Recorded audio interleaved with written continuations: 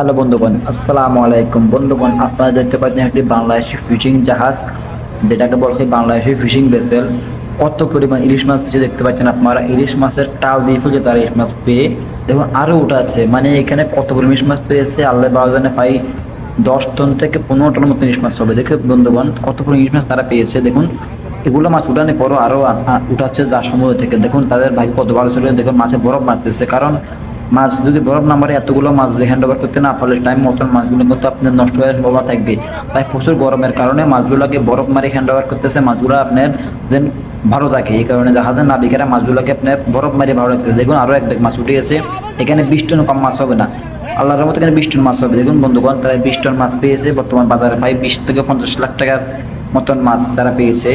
আপনারা গপ মনে করবেন না, এগুলো আপনি নিজে দেখতে পাচ্ছেন কতগুলো তারা ইলিশ মাছ তারা পেয়েছে। সবে আল্লাহর দয়া এবং রহমত।